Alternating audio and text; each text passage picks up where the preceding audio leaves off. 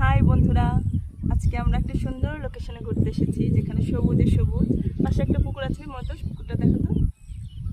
অনেক সুন্দর একটা পুকুর, অনেক সুন্দর আবহাওয়া, বাতাস। লোকেশনটা খুব উপভোগ করছি।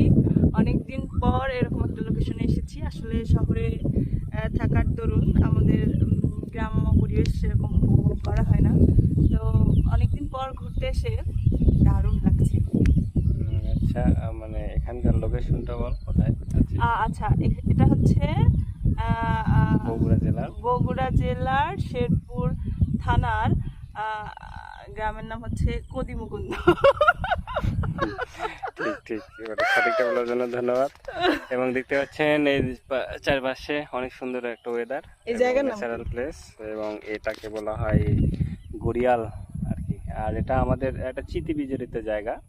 এবং আপনারা দেখতে পাচ্ছেন এই পাশ দিয়ে আমরা ছোটবেলায় স্কুলে যেতাম। এবং যদিও এখন মানে হচ্ছেন সড়কের রাস্তার ব্যবহার খুব বেশি হয়, এই কারণে আসলে এই দিক দিয়ে রাস্তাটা প্রায় হচ্ছেন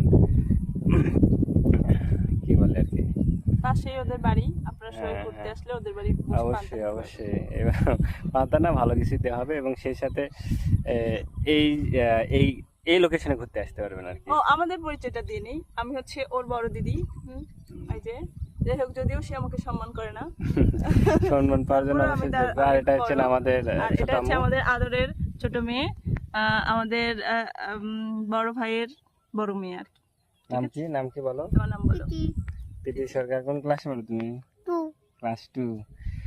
ধন্যবাদ। আমাদের আসলে আজকে বিকেলটা অনেক সুন্দর কাটলো এখানে। এবং এই প্লেসটা আসলে যদি আরেকটু মুভ করে দেখাই, অনেক সুন্দর একটা প্লেস। এবং চারিদিকে আসলে এখন এদিকে কাশফুল হয়, কিন্তু আনফর্চুনেটলি কাশফুল এখন মানে হ্যাঁ, বর্ষার সিজন, এই কারণে বৃষ্টি হয়েছে একটু আগে, এবং এখন পড়ন্ত বিকেল, এবং বিকেলটাকে উপভোগ করছি।